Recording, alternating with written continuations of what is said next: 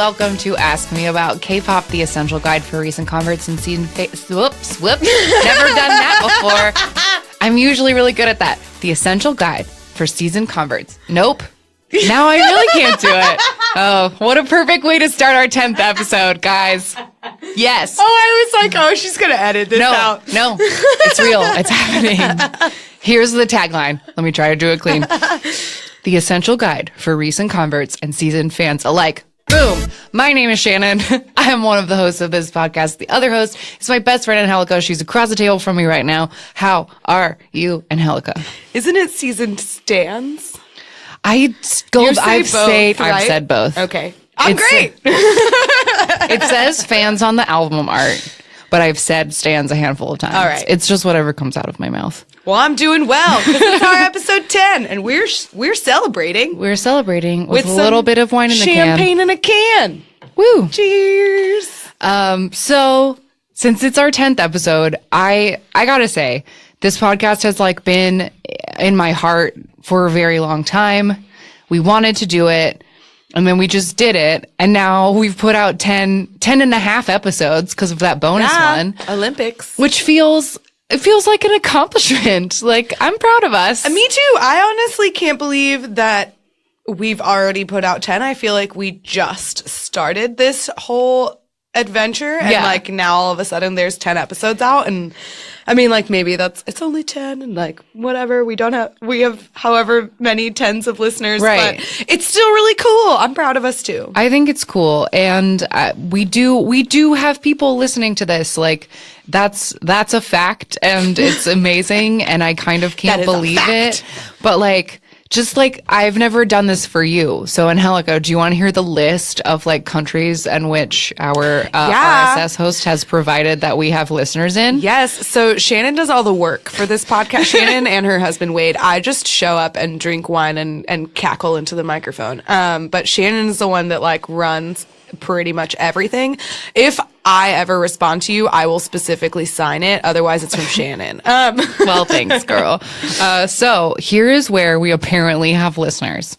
Germany, the Philippines, Israel, Japan, Canada, Hong Kong, the UK, France, Chile, Brazil, Thailand, Vietnam, Mexico, Malaysia, Switzerland, South Korea, Belgium, the former Yugoslav Republic of Macedonia, Peru, and Portugal. I've only been to one of those countries. You didn't list the U.S. No one's listening us. No, they're mostly listening to us here. But they know. That's so cool. It's also really neat that people are actually listening to us in South Korea. I wonder, it's one person according to this, but right, I like that one. So that one person, reach out to us. Are you an expat? Are you Korean? Or what's your deal? Yeah. All of you reach out to us. We want to know. I want to know how just people the are. One. Just that one person. I want to know how people are finding this. I'm just so I'm just curious and vain, and I want to know. And I want to know where y'all are coming from. So anyway, point is, since this is our 10th episode, we thought we'd do something a little different. We'd get drunk. I'm just kidding. We're not drunk. We're not drunk. We're professionals, and we're not going to be drunk. I just know if we say something stupid, people are going to be like, it's because they're drunk bitches. We're not drunk bitches. We're adults who can have a glass of wine, I promise you. Anyway, we wanted to do something a little bit different, mostly because we've had a really long week, and I didn't feel like doing any more research. This podcast does take a lot of research, and we're happy to do it. I'm so happy to be educating people. But sometimes, and educating ourselves, truly. Yeah. But sometimes you're tired. It was a long week. We wanted to do something fun. It's our 10th. It's our 10th anniversary. It's the first podcast. It's our 10th episode. We wanted to do something fun. Yeah. So what I did is I just came up with 10 I hoped slightly interesting get to know you K-pop questions that are a little different from the normal, who's your favorite? Right, because you already know who our favorites are. Because you know who our favorites are and stuff. So I just thought we'd do talking about them. So I thought we'd do that, and they'll probably come up more today. But I thought we'd just oh, you better believe it. I thought we'd just answer some fun questions and just talk about K-pop a little while in a much broader sense than we usually do. And I will post all of these questions on all of our social media stuff. So if you hear one of these and you're like, I got to tell them my answer, please answer all of them. them or any of them. Like, pick one, pick them all. Like, whether you just answer them for yourself. They're fun. We'd love to hear your own answers to these questions. Great. So let's just get it started. Okay. I'm pretty sure that you might have written these down in a different order than I. It doesn't matter. I'll send things different. So you'll just hear the page of my notebook. Great. So since we do have our wine in a can and we're just getting started, I want to start with the first question that I think we might have the same answer to. But that question is, who is the K-pop idol you would most want to have a drink with? Should we say it on 3? Say their real name on 3. 1, 2, 3. Kim Ki-boom. Cheers! Cheers. Yes. Kim Ki-boom, also known as Key from our favorite group SHINee. I've said from the beginning of like loving K-pop that Key is the one to drink with because he's so sassy and hilarious. Like, he's so sharp-witted that he is just someone that I want to drink wine and dish with. Yeah. Like, I know he's going to give me all the tea and I want to hear it. Yeah. He would also, like, he would be so funny and he would give you good gossip, and then he would also like make you take like 75 pictures of him. Yep. Like for his Instagram, which would be an honor. And I'd take every single one of them 30 times if he asked. Yeah. And maybe he would take one of me. I don't even care. But I'll just hold his phone and take his pictures. Take his pictures as many times as you want to. Yeah. Every time he posts an Instagram of him like on the other side of a table with a glass of wine, it's like, I want to be there. Yeah. And he just seems so fun. Like, he'd have such like biting commentary and he'd tease you and he'd tease everyone around you and it would just be fun. Yeah. But he also seems like the kind of person that like would give you genuine, kind advice and empathy if you were like friends with him. True. Like, I mean, if you were like having a drink like after a long, hard day or something, I think that he'd probably also be a good person to drink with because not only could you like vent to him and he'd have some sassy commentary that is exactly what you want to hear, but also like he's a wise person. I think he'd give you some sage advice. Yeah, cool. So I also wrote down that if I was to choose one group to drink with, I would drink with Mamamoo because they are fun and hilarious, and I bet when they get drunk, they are super funny. I'm sure that they are a lot of fun because I remember on it was on that Idol drama operation team where the Idol girls were writing a drama. Moonbyul, one of the members, was saying that during their training days, there was a security camera like outside of the front of their dorm that their like managers would review or whatever to make sure they were being good. And they would fill a duffel bag with like all their party clothes and throw it out the window and then put their gym suits on and be like, I'm going to the gym and like walk out the door and then like scurry downstairs and get their club clothes and like sneak out and go to the club. So they totally would be fun to party with. Next question. Let's do, what is the music video that you most often show to other people as an introduction to K-pop? This was a difficult question. First and foremost, because that doesn't happen to me very often. Right. Where I'm given the opportunity to like show someone. That's why we have this podcast and why it's called Ask Me About K-pop, because we just wish people would and they don't and they that never often. Do. But I did have the opportunity, I think as I've mentioned before, my friends from high school utterly spoiled me on New Year's Eve and allowed me to play a 50 video playlist of all of our favorites. So I would say that usually what I like to do is if someone is willing to watch some K-pop with me, I ask that they let me show them 3 videos, because I want to give them sort of like a mixture of things. And so I will of course include my favorites, because I want to show them the K-pop that I personally love, but I also want to show them I want to show them both a girl and a boy group. Okay. So I will always start with View, the dance version of View, which is a SHINee song. I choose that one because the song itself is like a little bit more mainstream pop than SHINee usually does. But and Mino is so hot in it. It like makes you want to die. Like, yeah. He's like so, anyone would see it. When I watched this, so when this video came on New Year's Eve, my friend Doug was like in the middle of a conversation, saw Mino out of the corner of his eye playing on the TV, and turned around, grabbed my arm, and said, "Who is that?" And then like sat down on the couch with me, like pulled me onto the couch with him so that he could like finish watching this video with me, and like made me name and literally every time a new member showed up, he was like, "But he's beautiful. Look at that hair. Oh my God, those eyes." And like instantly fell in love with all 5 because all 5 of them look tremendously gorgeous in this video. Good era. So I start with View because SHINee is my all-time favorite, and like if I'm gonna show you K-pop, I'm gonna show you them. Number 2, I usually go EXO Call Me Baby because that's like fun, more like fun K-pop, like complicated choreography and like camera choreography. EXO loves choreography where the camera follows them around. This is a good example of that. It's a good way to get that many people. Again, like peak hotness for pretty much most all of them. 10. That is really all 10. Like every one of them looks great in that video. I'm pretty sure that is still their most viewed video. So if they come up as the random game, you all will get to hear. There's a certain moment in that video that no matter what, I've seen it 1,000 times. I make an inhuman noise at like one moment, and I always do, and you might get to hear it. So, yeah, that's what made me fall in love with Jongdae. Is he had like his long, curly hair, and I was just like, into it. So Call Me Baby is the second one I choose, and because I like to show a girl group, I choose Speaka You Don't Love Me, because that shows a little bit more of like the quirkier side of K-pop. Yeah, I think that's great. This question was interesting for me too, because I feel like it's been a while since anybody has asked me for like to see a K-pop video. And these days I feel like I'm versed enough in the world that I can find something that I think that they will that like. person, and that's sort of the angle I approach it, is like, what would I think sell this person on it?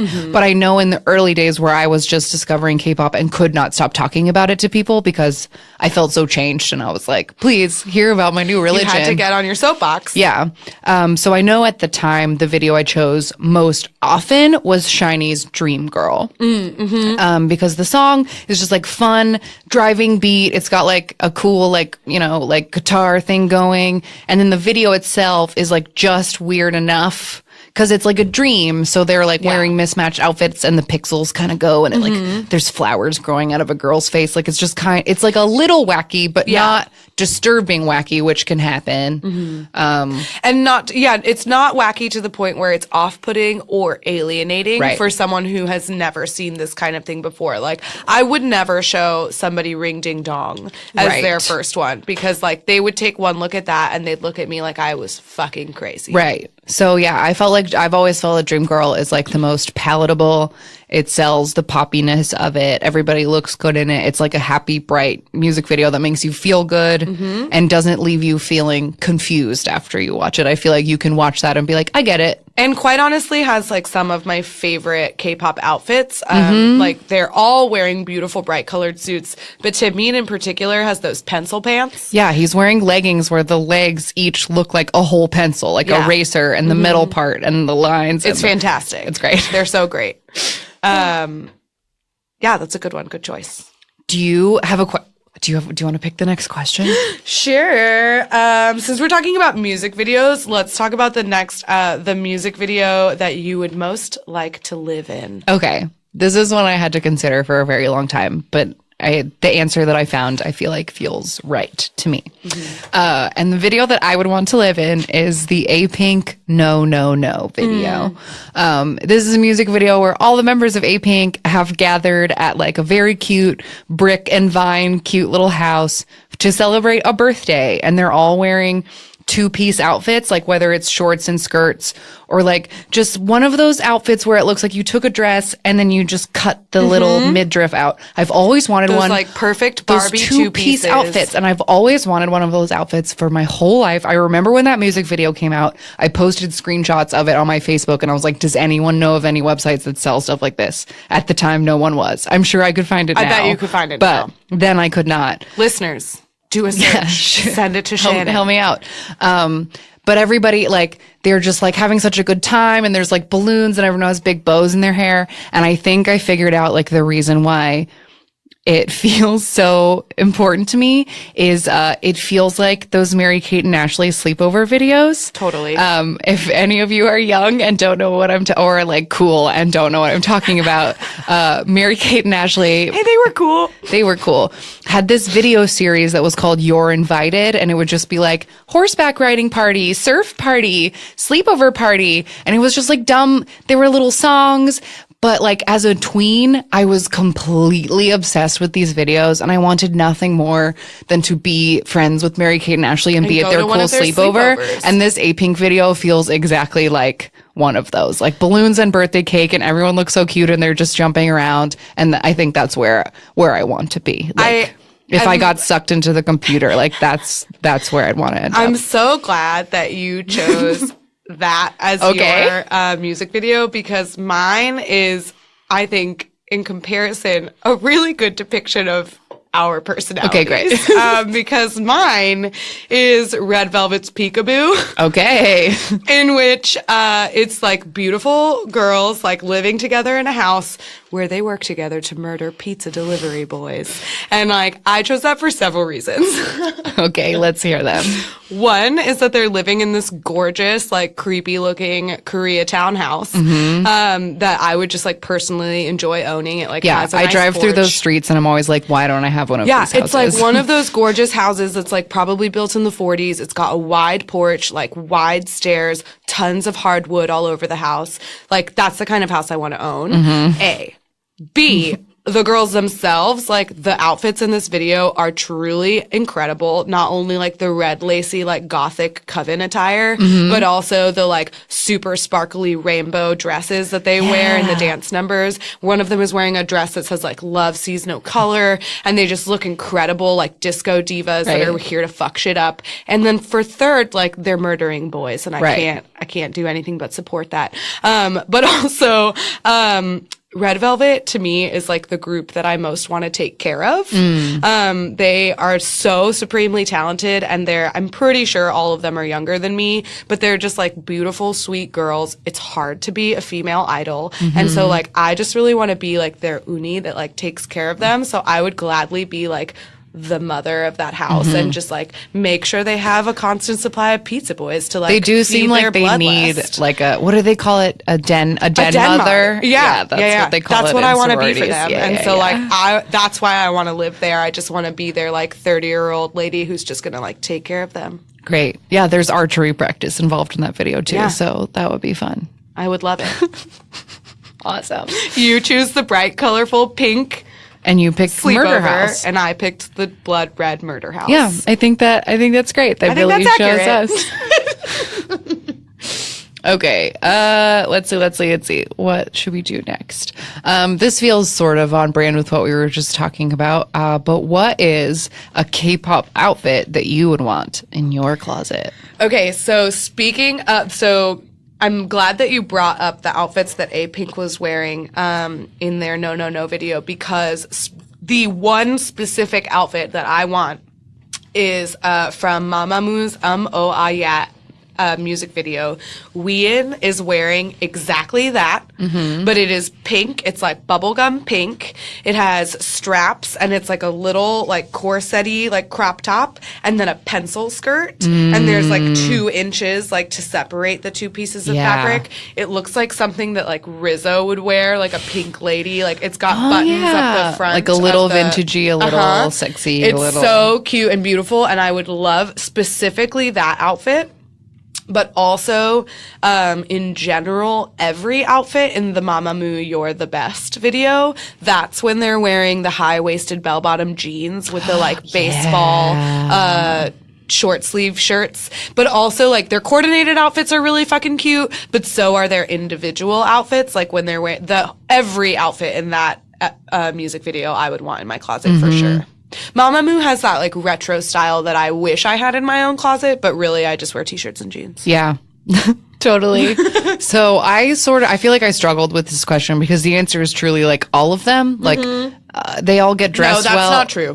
I mean, it's not true, but it also kind of is, because I feel like even like K-pop idols can wear the worst clothes ever and they like look cool somehow. Yeah, but don't you remember when we watched that Rania video and they were wearing those terrible No, you're true. green leggings? For true. There are times There when are people outfits are wrong. you would not want. But there are a lot of outfits that I do want. So I was like trying to I was like, how do I decide? I'd already like brought up the no outfits and different question, like, how do I decide? And then I thought about like an outfit that like made me feel things very strongly in like a small child, like watching something and like, you know, idolizing a person. And it's this very specific girls' generation outfit that I would never in any point in my life have any reason to wear such a thing, but I wish that I did.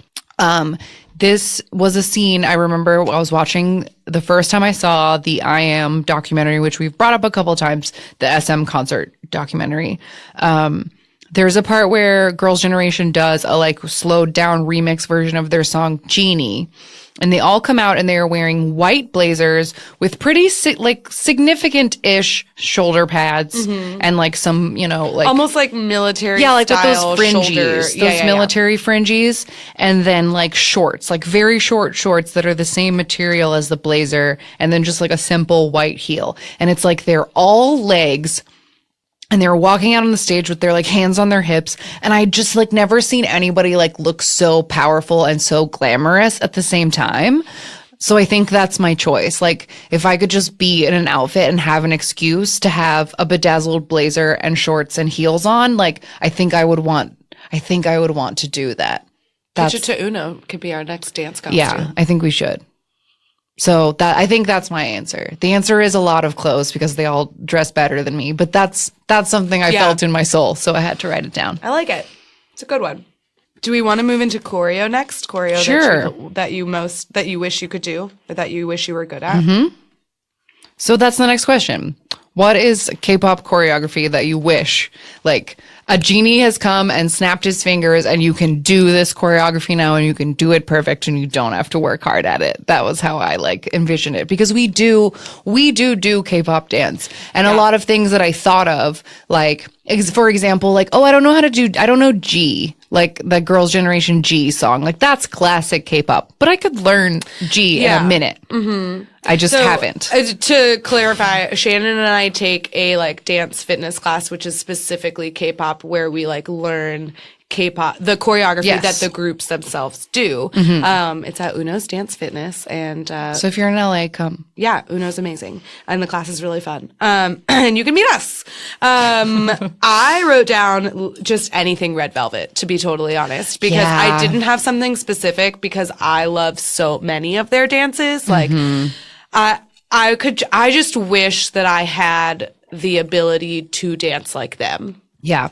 I think that's a totally fair answer. I think that was like my second choice answer was like pretty much anything Red Velvet. But their dances are particularly exhausting. Yeah, because they don't stop. They are like constant movement. And a lot of K-pop dances sort of have like the verse and then a break. And then like they have like moments where you can sort of catch your breath and they go from like fast to slow. And Red Velvet keeps with a constant beat almost throughout their entire songs. Yeah. So like a little bit before we found our K-pop class, our teacher did a Red Velvet song and it scarred her. It was too hard. Yeah, it's called Dum Dum. Yeah, so she will not teach these to us because it's too hard.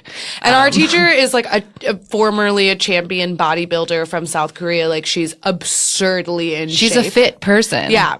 So the fact that it makes her tired is like, well, I don't even want to try. Right. But if a genie came to me and I could say like you give can me do the them skills now. of Red Velvet, then great. Do you have one? Like, I don't. The genie is here. You can only do one. Oh no, I don't. I just wanted to. One. Okay, you don't. I don't. I didn't know if there was like one that you like really would want. No, I feel like when I thought of this question, because there's so many. Because also like you and I have danced essentially like our whole lives, and so like learning specific choreography to me wasn't really what I had in mind when I thought of this question. I thought more of like, who would you like to dance like? I see. I was thinking like I would like to dance like any of the members of Red Velvet because their choreography is so intricate, or I would want to be able to dance like Kai. Fair. Or That's Timmy. totally fair. That leads very well into my answer, which is, in fact, a dance that I technically do know, which is The Seventh Sense by NCT. Oh, yeah. But like, this is quote unquote no right. that dance. We know what the choreography is. We know that you step to the right and you put your arm to the left. Learned the moves. We learned this, but I was never good at it. I could never move. I can't pop and lock. Like, the amount of control and balance and stuff that it takes to do a dance like that is just not something that is in me. So, like, if a genie came to me, I would love to be able, because I think if I could do that dance perfectly, then so many other things would come easy. Like, it would just mean I'm a better dancer. True. And I think I just have a really hard time with boy choreography because I don't, like, teenage boys are much better at, like, moving their bodies quickly than I am. I think it depends for me on the boy choreography. Sometimes girl choreography is way harder for me. It depends on, like, how hard, like, how cool you have to look in the boy choreography, because I'm not a cool person. So. Right. So if I have to look, like, tough or hard, like, if I, like, when we did BTS, It's Not Today, like, I learned that dance and I can still do it today, and I injured myself teaching it to myself. But, like, I don't look cool doing it. Right. You know what I mean? I think that's what I meant, was getting out with the Seventh Sense thing, is that, like, we knew the moves. Yeah. And there were a couple where it was like, hey, we almost got it. Yeah. But, like, we never. We didn't nail it. Because I remember specifically, like, we did it. We soldiered through. It was like everyone was dropping out of class because they did not want to do this dance. And, like, there were like 6 of us total who stayed to learn this thing because it sucked. And we did it, and we were so proud of ourselves. And, like, a couple weeks later, we went to KCON, and as we were crossing the floor, these 2 girls on stage were covering this very NCT dance and doing it so much better than we ever could have. And it was like, oh, that's what it's supposed to look like. I mean, in our defense, that was also, like, early into our class. It was like the 3rd or 4th song we ever learned. We were very rusty in our dance moves. I bet if we learned it now, we could do it much better. I thought that, and then I watched it today because I hadn't watched it in a while, and I was like, nah. There are parts I could have gotten, but... I did actually try to reteach it to myself a couple months ago, and found that I'd forgotten more of it than I thought I was that I thought I did. And B, like, it was very difficult to reteach it to myself, way harder than I thought it was going to be. But I feel like if we learned it as a new dance now, like, if Uno said, like, this is the next dance that we're doing, and we hadn't learned it before, what we would do now would be better than what we originally did. I think that's true. Would it be nailing it? No. Probably not. No, but it would be better. We've definitely grown, not only as, like, dancers, but we've also gotten a lot of new techniques for practicing at home that we didn't have originally. Yeah. So that's why I didn't bring up things that, like, you know, like, oh, I should know, like, G, like, I should know G and I could know G. It would not take me very long. Yeah. It's just these other kinds of, this, like, style of, like, real dancing. So in that vein, then the one specific dance that I would want to learn that I think would, like, if I could do that dance and I would just generally be a better dancer, would be Boa's Only One. Oh my God, yes. Because that's, like, an interpretive dance a la Step Up, essentially. And it's, like, Only One is one of Boa's older songs. She was my recommendation from last week's episode. She's a solo artist, BOA. And Only One is a ballad. Like, it is like an R&B ballad, but the dance is absurdly intricate and complex. It's beautiful, and at a certain point it's like a duet. There's a great performance where, like, Sehun from EXO does it with her. In the video it's like a bunch of dudes, and they at one point, like, make, like, a table and, like, they walk forward with her lying on their backs because she's a queen. Yeah.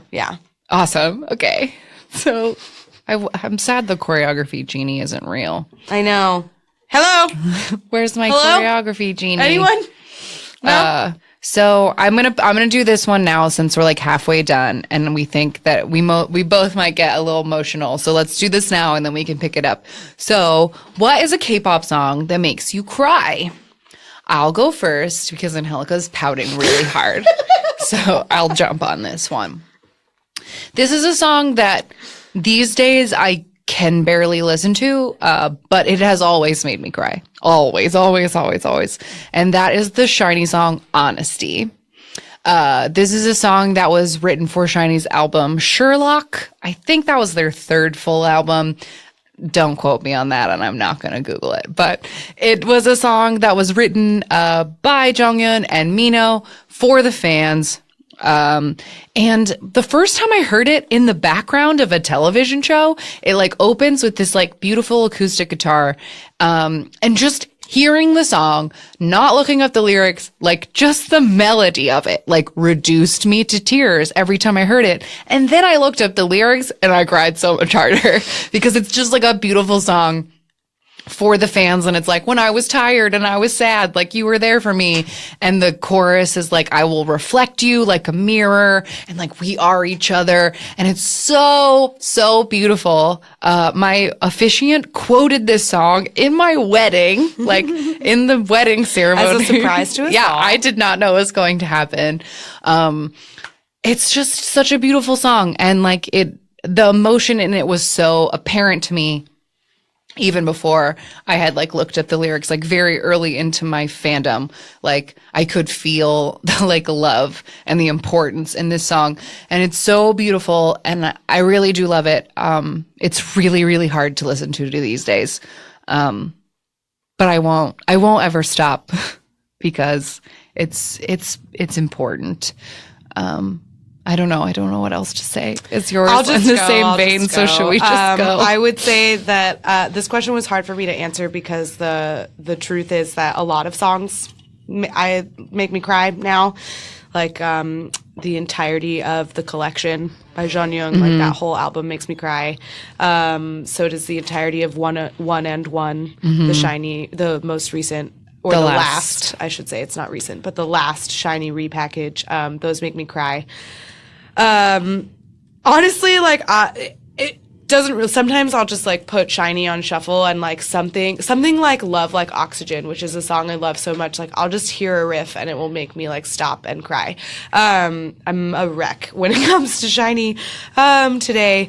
But the song that has always made me cry, which is a SHINee song, and it is called Sleepless Night. Oh. It's from Misconceptions of Me. It's kind of Why So Serious, which is the second part of Sherlock, isn't it? No, second part of Dream Girl. That was like, it was like Dream Girl and Dream Why Girl So Serious? Is Misconceptions of You, and then Why So Serious is Misconceptions of Me. It's two different albums. So they were like a companion piece. So Sleepless Night is this unbelievably beautiful ballad. It has like gorgeous piano in the backgrounds, and it's one of the like earliest examples of their full rich harmonies that SHINee is capable of. And so that song, like I was actually just listening to it yesterday and it made me cry. So that is a song that always made me cry. I will also say, like, not related to SHINee, that in December when I bought the Universe album, EXO, like the EXO's Universe, which is like their special winter album that they release every year. The first time I listened to it all the way through, by the time Universe played for the second time, I was crying. Yeah. I don't know why, like I haven't cried listening to that album since. I think I was just like feeling a lot of feelings. December was really hard. December was a really hard month. And then like, it is a beautiful album from start to finish. So like by the time that last song played, like I was just standing in my kitchen, like not washing my dishes, just crying instead. But SHINee's Sleepless Night is the one that will. I think that's a perfect answer. Always I think that's a perfect answer. Yeah. Well, we'll move on because grief is weird and complicated, and we've been having a weird, complicated time for a while now. Yeah. Like, many of our listeners are new to K-pop, right? And so we don't need to mar it with tragedy. We'll move on. Just know that we have soft hearts on some days. We just feel hard. a lot of feelings. I just feel a lot of things. I just have a lot of feelings. Okay, so let's opposite feelings, like change the feelings as 360 degrees. What is a K-pop song that you absolutely hate? Like, you hate it. And if it's anybody's favorite song, if you're listening and we're about to say your favorite song, you're great. We're not against you, but we all have our opinions. So Do you want to go first or should I? I mean, I can go first. You're not going to be surprised. Okay. It is Cheer Up by Twice. Okay. That's the one I picked. Okay.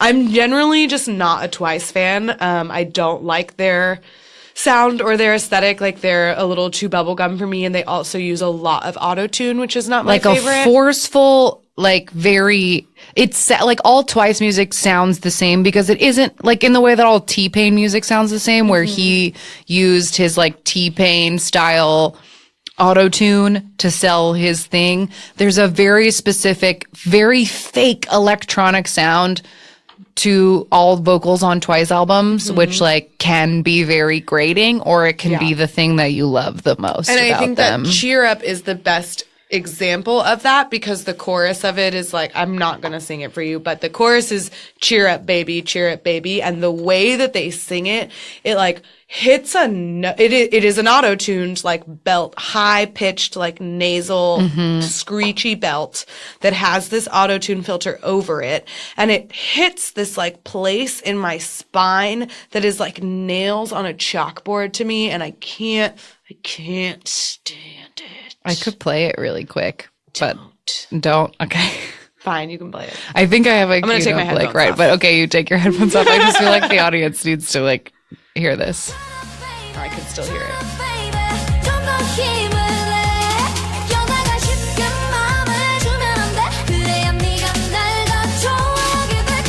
So yeah, it's rough. I feel like if you held that, oops. Oh no, sorry. I feel like if you held that up to like a pitched thing, like that's not notes. Those are not musical. It is not I don't like it. Where it should be. But that song was such a huge hit, and it like changed their stake in the game forever. But I totally feel you. I was going to make that my answer, but then as I listened to it, I was like, I don't hate this. I really don't. It does grate me, but the other parts of the song, like the shy, like I like it all. But fair. So my answer might get my XOL card taken away from me, but I don't care. Is it Wolf? It is. That was my number 2. EXO Wolf is the worst song I've ever heard. I totally agree. I will listen to that song. If I were to choose, like, you can either listen to Cheer Up or you can listen to Wolf. Like, if I was rotting in hell and, like, this was my torture, you need to listen to this song over and over, I would choose Wolf, because at least it's EXO and, like, I like EXO. But Wolf is truly one of the worst K-pop songs ever written, and I laughed heartily today as I was reading, because I had a hard time thinking of this. I literally Googled worst K-pop songs just to see what other people's and it was between Cheer Up and Wolf. Like, those were the two. But I really laughed because there were like so many people that were like just submitting memes in reaction to this one person who named Wolf, like waiting for the fallout, like waiting for the XOLs to attack. Only one of them did, which was to say, like, who are you going around shitting on masterpieces with no credibility? That's a direct quote from that person. And that just makes me laugh because Wolf is not a masterpiece. Like, I love EXO. You know that already because I never shut up about them. Wolf is a garbage song. Play it for us. Okay, yeah, I think I'm trying to get it to like near the chorus and see what we can, if we get a little clip of it. I mean, I just had to take my headphones off. Ooh!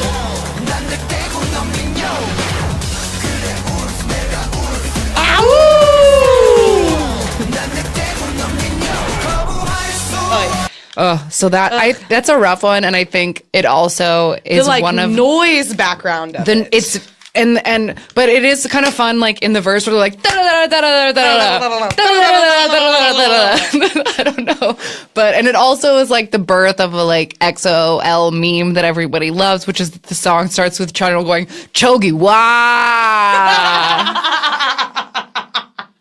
Which, like...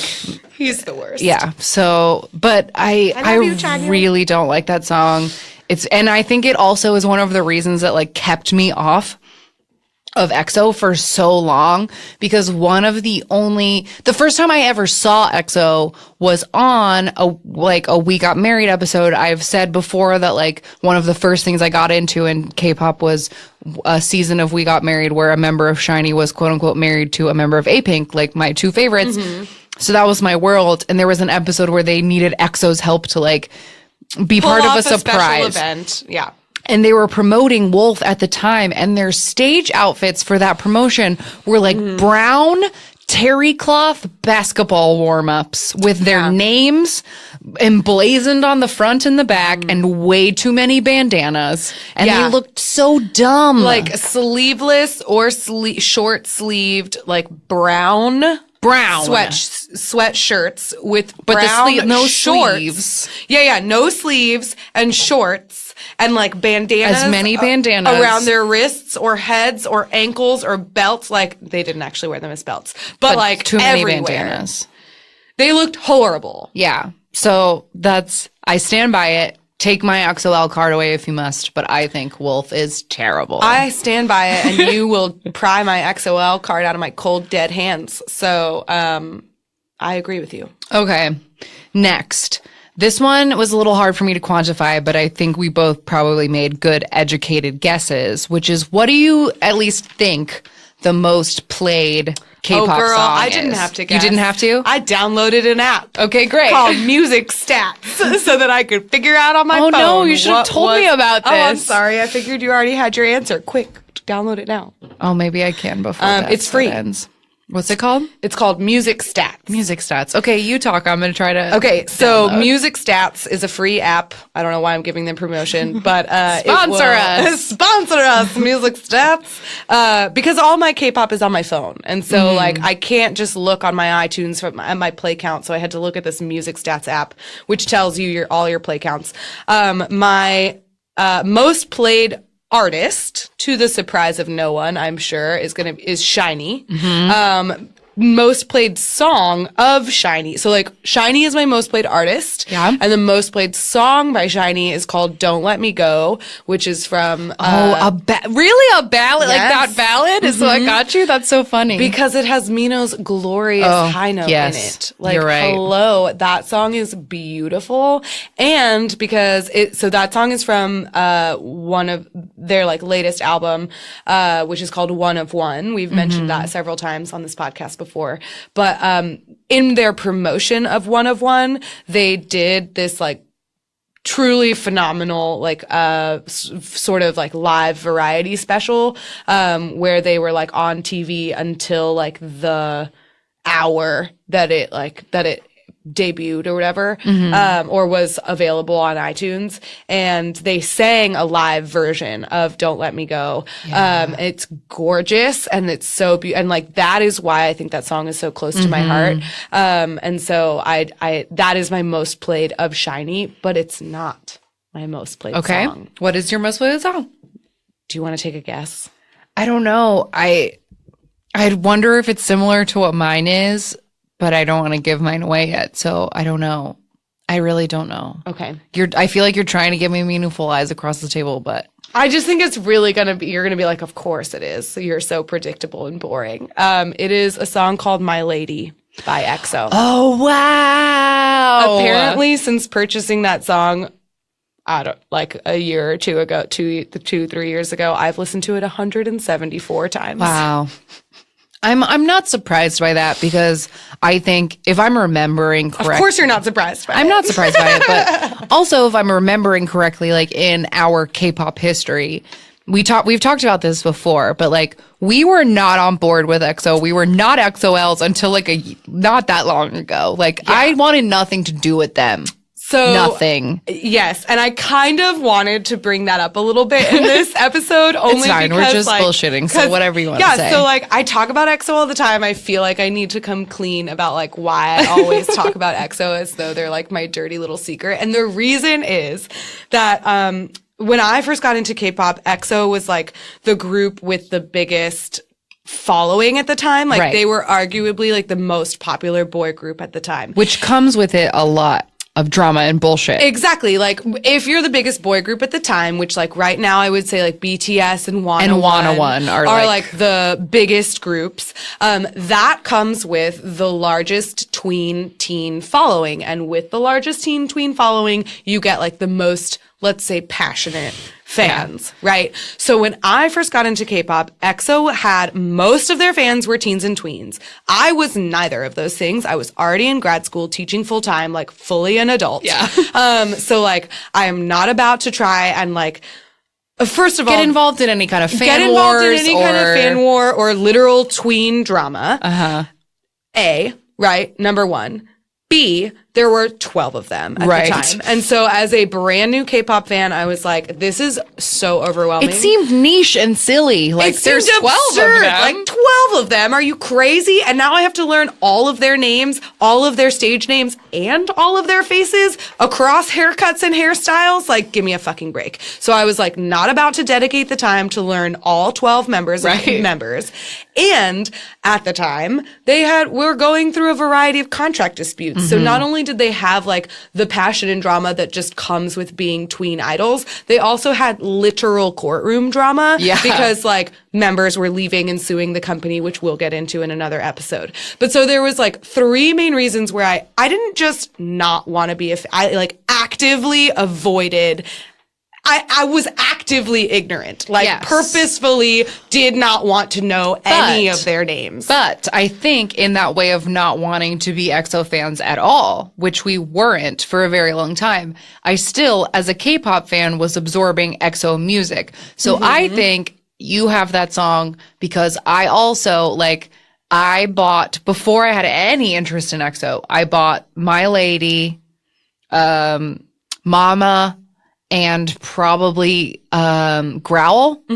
Like I just bought those on iTunes as like K-pop songs that you should have because they're good. But I didn't care about EXO. Same. Mine were Growl, Wolf, My Lady, and Call Me Baby. Okay. So My Lady is like this gorgeous, I still love it to this day. Like it's a gorgeous, sexy, sort of more like R&B song. And they truly, this, I believe, is why I'm personally an XOM fan. Like, I prefer the Mandarin versions of these songs. I own the XOK version. I own the Korean version. Okay. But what really sold me on this song is the performance, which is gross. Shut up. It is EXO, The Lost Planet in Seoul. Is the like high quality DVD version that is on YouTube. It is the XOM version, which means that it's being sung in Mandarin. But like, so it starts out with just XOM. There's only 5 of them at the time. Chris was already gone. But Luhan and Tao are still there. And it's mostly Jongdae. Who was my favorite. So like, it's my beautiful Jongdae. Like, I dare you to watch this performance and not swoon for him. But he sings, he's beautiful, and then all of EXO appears. And my favorite thing about it is that on the screen behind them above the stage is literally just a woman's like torso and like face leaning down and looking at them, like watching them do this dance, which is them on the floor on their backs in front of an angled mirror. Literally thrusting and rolling just around humping on the floor. towards the air. Because that's what EXO does. Like, EXO is ridiculous. But I saw that video and was like, I don't know what this is, but I'm into it. That's fair enough. Okay, so I think my most played song, I've had a broken computer for a long time and a phone that's incompatible with my computer, so I don't have an like iTunes count, and I just tried that app and it seems to just have like started from like, this is also a new phone, so it's saying that I've only listened to things like 12 times and that can't possibly be true. So it's fair enough, but the last time that I synced my phone to an iTunes, my most played song by hundreds was 2PM's Pull and Pull. Yes, another sexy song. You and me, girl, listening to those sexy songs.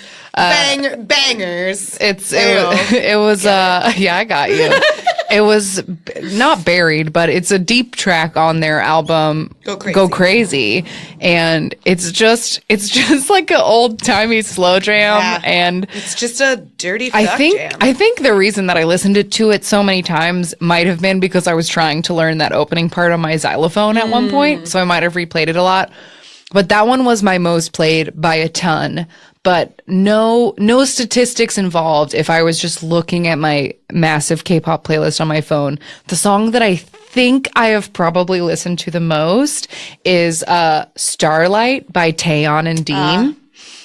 This is Taeyeon from Girls' Generation and Dean, who is arguably a K-pop star, but he does not consider himself one. He's more of an R&B artist, but he like gets involved in the K-pop world occasionally. He's very handsome and very talented, but he also seems like a piece of work. Anyway, he did a song with Taeyeon called Starlight. It's just a beautiful duet. My husband loves this song. We like learned it. We sing it in our house a lot. When we went to Korea, we did it at karaoke. Like, aren't they fucking nerds? So I think if I could just guess, if I were to get true stats, I think Starlight by Taeyeon and Dean is the song that I've probably listened to the most. That's a good one. That one is very palatable, Western styled, mainstream pop. Like for if you're looking to try and like convert a friend, Starlight is a good. It kind of reminds me a tiny bit of that Chance the Rapper Sunday Candy song. That you played for me once. Totally. I can see that. There's similarities in the like the orchestration and like chord progression of the chorus. Yeah, there's like a point where like the beat drops out and there's just a bunch of kids and it's like, you are my starlight, woo! Like, it's just got that like kind of whatever thing to it. Anyway, so that's that one. Okay, we only have 2 questions left. You just mentioned Western style, so let's do this question. What is your favorite English line of any K-pop song? Because if you are a new K-pop fan, you may have noticed that there is almost always at least a single line of English in anything that you listen to. And why is that, Shannon? Why is that? Is according to a video that I saw once from a Korean like government official, it's for Googleability. Because they ain't no fools, and they're like brilliant marketing executives at work in the K-pop industry. Like, we want to get an international fandom. Yeah, this Hallyu wave following. This Hallyu wave is like part of it and spreading it to the world. And there are more English speakers. There are more people in the world who speak English as a second language than there are people who are born in English-speaking countries. So I totally get like, is that a true statistic? Yeah, because of India, because everyone in India speaks English. So it like puts it way over everything.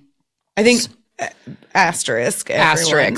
But like, you know, English. A lot of jobs in India require for sure English as a language. So colonization, yeah, blah, blah, blah. Yeah, white people are the worst. But the point is that like English, a lot of K-pop, international K-pop, this is a sidetrack, but a lot of international K-pop fandom is in English, and I have met personally so many people that speak English as like a second, third, fourth language, but run a blog, run a Twitter account in English so that they can interact with more K-pop fans, which is crazy. So anyway, they put a lot of English in K-pop so that you can Google stuff, so that you can find things, because I'm sure that like there are plenty of more people who speak English than there are that speak Korean. Yeah, like you hear a song that you like, and then you heard that one line of English, so then you can immediately go online and like do bang, bang, bang, K-pop lyrics, and you'll find it.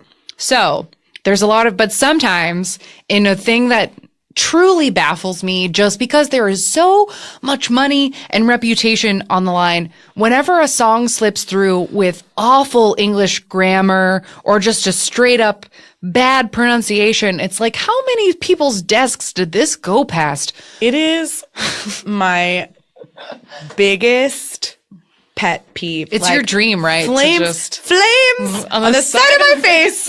Like the amount of money that goes in, like, first of all, I'm a teacher. I've mentioned that several times. So like, yeah, sure. I'm like a stickler for grammar. I care about shit like that. But also like the amount of money that goes into K-pop, the number of people who wrote the song in the first place, then went on to produce the song, record the song, approve the song, and then promote the song. And not one of those, I guarantee you, hundreds of people, not one thought to put it into Google Translate and check. Or that's all they did. Their English neighbor. That's all they do. Please, SM. Because they're the worst offenders, if you ask me. They are the worst offenders, and this is my plea to you. I have the job proposal, like, literally sketched already in my head. proofreader. I will be your resident English speaker. I will proofread your lyrics. Mm-hmm. I will fucking learn Korean so that I can help you with translations. I will teach your idols phrases that they can say at their international concerts. Just like fucking hire me and you will never have to have a romantic in your heart again. That's my answer. Sorry. It's fair. It's fine. But no, and I really don't want to sound like I'm really not trying to sound like a colonizer right now. Like, I understand that English is an incredibly difficult language. But if you're going to put it in your song, like, fucking check to make sure that it's right. That's the part that I don't get because, I've brought up a couple of times on this podcast, like, I speak Korean a little bit, but I don't speak Korean to anyone unless I am very, very sure about what I am saying because I don't want to be embarrassed. Sure. And so I just sort of feel like, why aren't these companies more afraid of being why aren't they embarrassed? Like, you should be embarrassed. I don't want people to be shamed. I shame you. But it's the thing that always happens. Like, for example, there was a very big Super Junior comeback a couple of years ago. And in the song, somebody says, bite your lips, shut your tongue. Shut your tongue. And it was like, how? Come on, like, man. that's not words. And then that's all anybody could talk about when the song came out. And so all the hard work that everyone worked on was lost over a stupid mistake. The press gets skewed. Like, now we're laughing about this, like, English typo, shut your tongue, instead of appreciating the song. Which, like, maybe I wouldn't have liked it. Right. But, like, it's a silly song. But I am not a huge Super Junior fan. But the point is, yeah. all we heard about was shut your tongue. So my answer to this question is an example of the English going poorly in a way that I will never not find charming. My absolute favorite, 100%, hands down, can't change my mind, favorite SHINee song ever, ever, ever is a ballad called Romantic. That's the like English parentheses of what the song is called. And in the chorus, our dear angel Jonghyun says, "Still, I have romantic in my heart." And it makes me laugh every time. And I love it. It's such a good song. It's like such a 90s slow jam. But that funny English in the middle, it always makes me laugh. And Helga is like seething right now because this is the thing she hates the most, but I find it kind of charming. I hated that song for literally years, based solely on the existence of this line. Shannon, at the like early days of my K-pop fandom, she made me a mix CD of SHINee, and like as I was listening to it, that song Romantic came on, and it's a beautiful song. It is a song that today I fully love and enjoy and can appreciate. But I like started and I was like, oh, this song is so beautiful, like I'm into it. And then that chorus came on and I heard Still I Have Romantic in My Heart, and I literally texted her immediately and was like, fuck you for putting this song on this CD. You got me into it, and then it like sucker punched me with this grammatical error. And I'm sure I said, but it's the best song. I don't know what you're talking about. That's pretty much, you were like, but it's great, so shut up and love it. And I like eventually did. So what's your favorite English line? Is it less embarrassing and cooler, perhaps? Yeah, it is. It's two. I have two, actually. Go ahead. And because my number one favorite English line, and they are not grammatical errors. Like, I chose my favorites because they make me laugh. That's fair.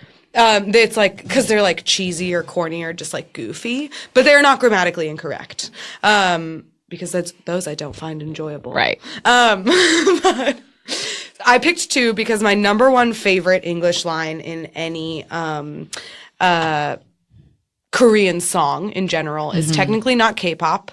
I am a big fan of an artist named Zion T, who is technically R&B, but some of he sort of straddles the line between being like hip hop and R&B. He's a singer, he's not a rapper, right? But he features a lot of rappers in his songs. And one of his songs, which is from a 2013 album called Red Light, the song is called Doop, D-O-O-P. And like I said, Zion T is the singer in it, but he features a rapper named Verbal Jint. Yes. J-I-N-T, 2 words, verbal, Jint. And most of his rap is in Korean. But then he comes out like sort of, he's like rapping, whatever. It's all in Korean. I have no idea what he's saying. I don't know what the song is about. It's one of those songs I never looked up the lyrics to because I didn't care. But then toward the end, he says, "You're my lady, my master, my pimp, and I'll be your bitch tonight." And it's my favorite thing. Oh, God. I play it for everyone. It's my number one favorite lyric of all time. Like, I don't give a fuck what that song is about. That is the greatest line ever uttered to music. It's my favorite. Oh, my God. But I did also pick a strictly K-pop example as well, because in the song that I recently mentioned, "My Lady" by EXO, there is a super cheesy line, and I don't know who says it in oh no, it's Kai. I actually have specifically spent like 30 minutes looking at this up today figure it out so that I could tell you specifically who it was, because I thought it was Chris, but Chris was already gone. Oh. So in the version that I have on my phone, it is Kai who says it, but he just says, "Are you ready for love?" And it makes me giggle and laugh every time because it's cheesy and I love dumb. it. I also really miss, like, my second choice answer was going to be, there was a period of time, Girls' Generation did it a lot, and so did A-Pink in the early days, where girl groups would just, like, talk in English at the beginning of a song. And my favorite is on a Girls' Generation B-side from the Boys album called "Say Yes." And I believe it's Jessica, and the song starts with, "Boy, I see you walking by every day. So just stop in the name of love and just say yes." And that's how the song starts. Oh my God. And there's like A-Pink wants to be like, "I fell in love on a snowy day. I will be yours forever as long as you are mine." Like, they get the member with the best pronunciation to like just say something at the beginning that's like, "Boy." Like, it makes me laugh so hard. Listen to me. Oh my. Oh. Okay. I think we are at our last question, which I think is a good last question. And that question is, what is the K-pop song that you never, ever get sick of? Ever, ever, ever? Your number one. I can go first. You're looking at me like I should go first. Mine is old school. It's like mid second generation. It's from, I want to say 2006. But this song is by a girl group called Brown Eyed Girls, and the song is called Abracadabra. I believe with all of my heart, this is one of the greatest K-pop songs ever written. It's just a really good dance song. I think if you were having a dance party with friends and you snuck this on the playlist, no one would notice. It just like fits in very well. And even though it's like, 12 years old now, like, I feel like it still holds up.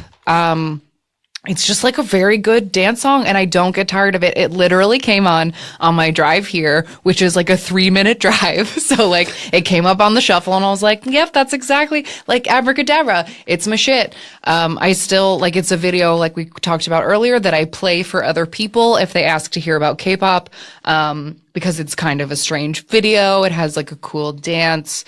It like inspired other things. Like, there's a dance, I can't remember if it's in Gangnam Style or if it's in Gentleman, but part of the choreography that Psy did for one of his big Psy songs was based on the choreography for the chorus of Abracadabra, because it was such a big, it was so influential. like, hip it's thing? called the arrogant dance. Yeah. You like fold your arms and you just sway your hips very sway, and you like walk in a circle and you turn your head like you just don't care.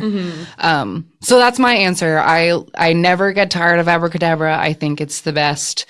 And I never skip it. And it comes up on my iPod all the time. So that's my answer. What's yours? To be totally honest, I didn't really have one. You couldn't. That's because fair. There are so many songs. There's so many K-pop songs that I don't tire of. I also I didn't have an iPod until I was like a senior in high school. So I grew up on CDs. Right. And so because of that, I am very used to and very comfortable listening to the same shit for literally a month. Right. Because you buy a new CD and that's the CD that you listen to for the entire month. And then the next month you get to buy a new CD. And and then that's the CD that you, and I have no problem listening to the same songs or albums or playlist over and over and over again. So every song on my K-pop playlist is something that I've listened to literally hundreds of times, unless I just bought it yesterday. Right. So, I don't really get tired of K-pop, period. I think that's a beautiful answer. And I kind of agree with you, but yeah, I feel like if I had, I had to pick an answer. It was the oldest song I could think of. If I had to pick an answer that would be an old song, I would say "Love Like Oxygen" by SHINee, because that is a tremendous song. It is tremendous. It's so great. I love it. I love it. Oh, well, those were our 10 questions. That was fun, right? A little detour. It was fun for us. I hope it was fun for you. Yeah, I hope it's fun for y'all, because that was fun. So if you...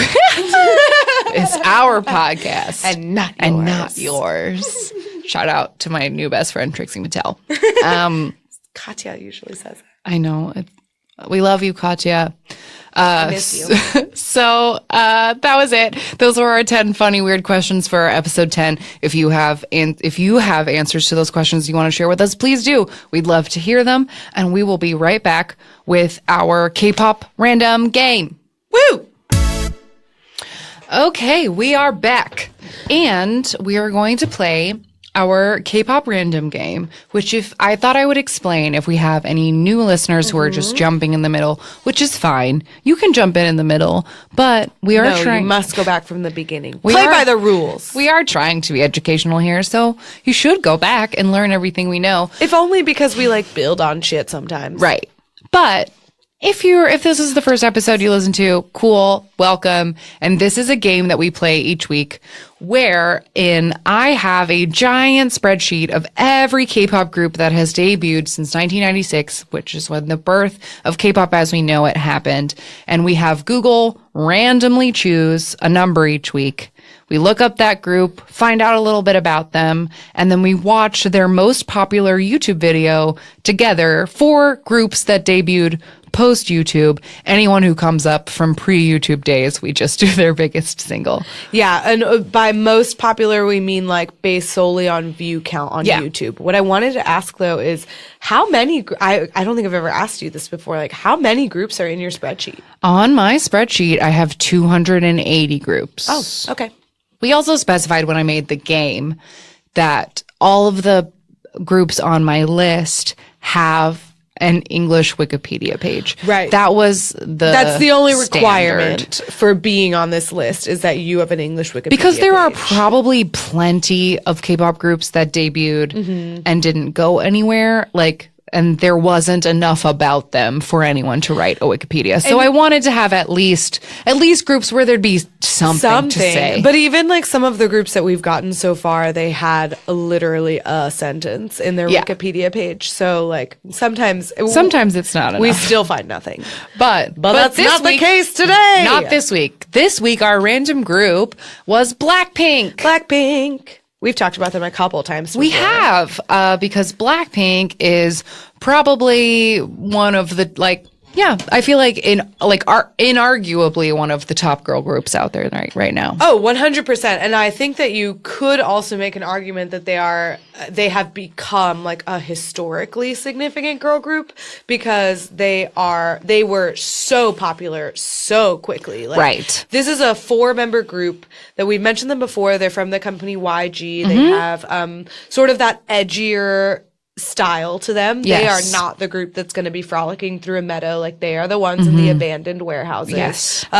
In all kinds of ripped things. And they have that harder style. And 2 weeks ago, our random group was EXID, which is a very popular girl group who spent several years making no money and doing nothing. And Blackpink is a group who we brought up in our debut stages episode. From the gate were huge, just rocketed to the moon right from that debut single. And we've also brought them up in our concepts episode because we think we made a theory that their absurdly unparalleled success, I think has sort of scared some companies away from trying a harder girl group, because to compete with Blackpink is seemingly asking a lot. Impossible feat. Yeah. So Blackpink has 4 members. Their names are Jisoo, Jennie, Rose, and Lisa. Lisa's from Thailand. Yes. The other 3 are Korean. The other 3 are Korean, I believe.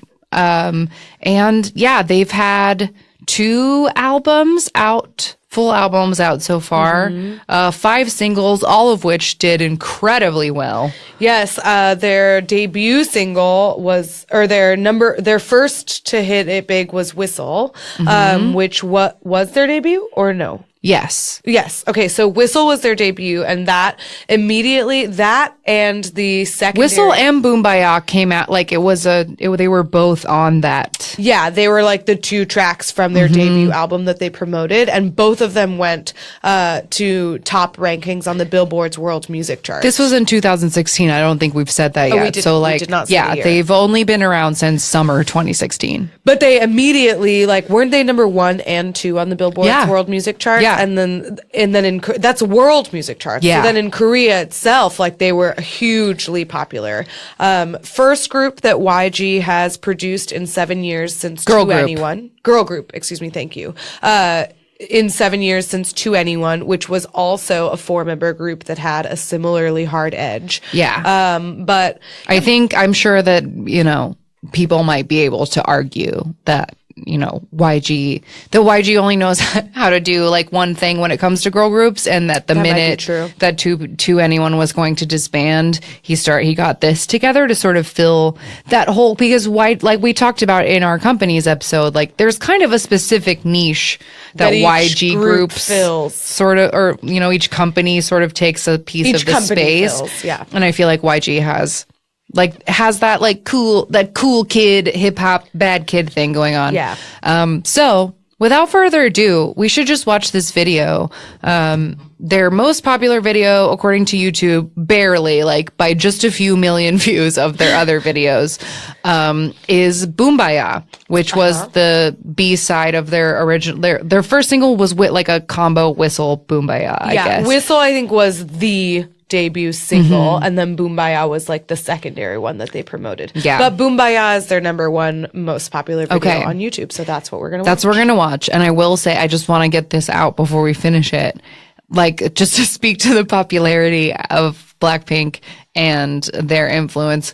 Our dance teacher, who we've brought up before, we are in a K-pop dance group troop class thing, and our teacher loves Blackpink, so the 2 of us know the choreography to every Blackpink song, every single one, which is why I groaned a little bit when we got Blackpink in our random play. Not because I dislike Blackpink, like I truly did like Boombaya, and Whistle is actually a song and a video that I like very much enjoy, but I feel like I'm tired of them because we know every single dance, including this like dance that was like done. It was like choreography from those girls that we brought up in our Olympic episode that were in the Justin Bieber video, that New Zealand dance group. They did a dance to a remix of Bitch Better Have My Money, and then Blackpink then did another remix of that dance, like as a pre-debut like tease of like, look at this new group, and we learned that one too. That was the first thing we learned. And then we learned Boombaya, and then Whistle, and then As If You're Last. Yeah. So Playing with Fire. Playing with Fire. So we're very familiar with Blackpink,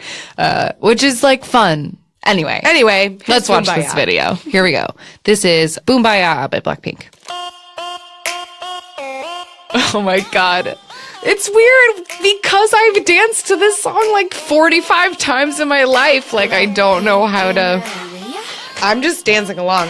So they're like on fake motorcycles. And like, again, like Hot Topic style Girl Scout uniform. Ziggy Stardust baseball top with a Catholic schoolgirl skirt. That is what we're getting at here. And one of them's wearing like a dog collar with a huge padlock on it, and also like a BDSM garter belt.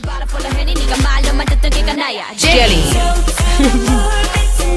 I want to make, one of them is wearing the girl on stage right now is wearing like a dress shirt, but over the pocket on the left side, she has like a picture of a boy within a heart.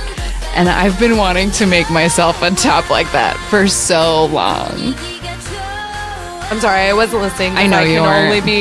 This is so distracting. It was distracting when they were in the Batman movie, and it's distracting now. Like, knowing the choreography to things is like kind of like a curse. But also Blackpink itself is like, I think, a group that demands your attention because like, look at how much fucking fishnet is on stage right now. So much literally fishnet. every White single fishnet, one black of them fishnet, is pink like, fishnet. They've got them all. So much fishnet on every member. Like, hey!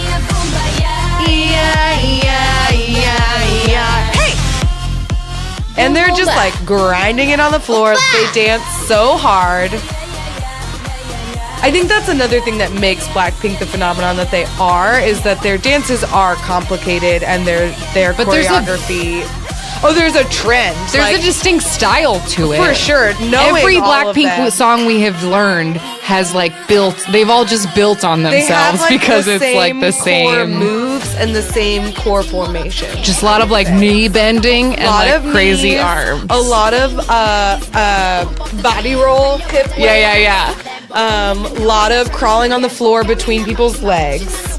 That's a key piece of almost every Blackpink song. I will say, I mean, a lot of music videos happening and we're not commenting on it because so much is happening, but it's just a lot of fishnet and flashing, really, truly. And like on top, and like in a jungle, quote unquote, because they're actually the just floor crawling. There it is. There's another it's in staple every single of one. Blackpink songs. That's what I just said. You're not listening. I am listening to you. No, you're not. They always get on the floor. That's the point. But they're like, anyway, the video is like them in a jungle. I don't know. I don't know where they are. Are they in a concrete? They're supposed to be in a jungle. Like, that looks like a treehouse or something. Right, but then there's also like neon speakers and like... They're in a party jungle. A party jungle. Fair. So much Blackpink dances hurt my shoulders. Yeah. Also, I was going to say that it's going to happen in a second. Yeah. Hey. This is one of the videos I was least comfortable with sharing with my family because of this derogatory Native. I was just going to bring that up too. Like, the reason I hate this music video and this dance, even though we did this dance very well, and it's one I'm very proud of us for learning because it was very difficult, it has this like super derivative, like Native American, like they go Peter Pan style, like, you know what I mean? Yes. That scene in Peter Pan, that what the makes original the red Disney. man red thing. Yeah. That's what it is, and it makes me sad. But now they're in a roller rink, and they're like, they look like they're having so much, but they keep woo! going, woo, and like, yeah, that sucks. But also another staple of every Blackpink song is that it ends with them just jumping around. Yes, which helps with the exhaustion, but is also really dumb. You dance like 3/4 of a song and then you just jump for and then a while. you just jump around. And it also doesn't really help with the exhaustion because you're so tired by the end of the dance that you don't want to jump around. Yeah. Like, just let me lay down. Just let me lay down. So anyway, that is Blackpink. And all we can say about them is that they are, continuing. They're a force. They're continuing to rise, and we will see what kind of massive impact they end up having on the K-pop world as time goes by. They are super mainstream, like we mentioned, and we've mentioned this in an earlier episode as well, that like they were used in the Justice League movie recently. So they're really hitting it big, not just on the Korean stage, but like internationally. Yeah, totally. All right, so we end every episode with a recommendation of something that we think you, the listener, should check out if you would like to. So, Angelica, do you want to start this week? Sure. I'm going to recommend a video that I already mentioned, which is the Red Velvet Peekaboo music video. The one you want to live in. Because I want to know if any listeners out there would like to join me and Red Velvet in this murderous pizza house. Okay. Well, do you want to live in it with us? Let me know. Let me know. I know where they filmed some of that video on my street. So yeah, I know. I just love that music video. Like we've talked about Red Velvet before. I love them. They're great. very talented, absurd dancers. But that song in particular, like, really sold me. It really is the perfect encapsulation of their concept, which, as we've mentioned before in our concepts episode, is that they're beautiful girls that will murder you. A concept I adore. And I think that's a great example of it. Perfect. So my recommendation, I don't really know where it came from. It might have been when I was looking for like outfits that I wish were my outfits or music videos I wish that I lived in. Or it might just be it's a song that I love. But it was one of the last singles put out by the Wonder Girls before their disbandment. And that song is Why So Lonely. And in the music video, everybody just looks like as cool as they possibly could. Like a lot of leotards and denim shorts and people. There's a Ken doll. There's like a life-size Ken doll and they're like dragging him around and, like he's a fake boyfriend. And then they're just like in that like Robert Palmer. Is that what it is? Like Robert Palmer, the like Addicted to Love, the video where all the girls like have guitars and we're just like dancing. Like Wonder Girls, like they play drums and they have like guitar. Yeah, they and play bass. their own instruments and they have those like trendy like gold tattoos. You know, like those gold leaf tattoos. And I'm pretty sure that the one with the short bangs and the gold arm tattoos is wearing one of those crop top skirt combos. Yeah, and someone also has a Powerpuff Girls like cardigan in that music video that I want so bad. And it's just like a kind of fun like reggae style song. And it's been raining here and I've just been like grumpy and that song feels like summer. That's my suggestion. I like it. Good one. Great. So that was episode 10. High five me. We've done 10 episodes. I still can't believe it. I still can't believe that people are listening to this. Let's pop another bottle of champagne. Yeah. So if you want to tweet at us, Instagram at us, all of those things at AMA Kpop Pod on Twitter, amakpoppod.tumblr.com for links and everything from every episode. AMA Kpop Pod on Instagram for fun little collages about like all the things we talk about in each episode. And if you want to send us a long message, amakpoppod@gmail.com.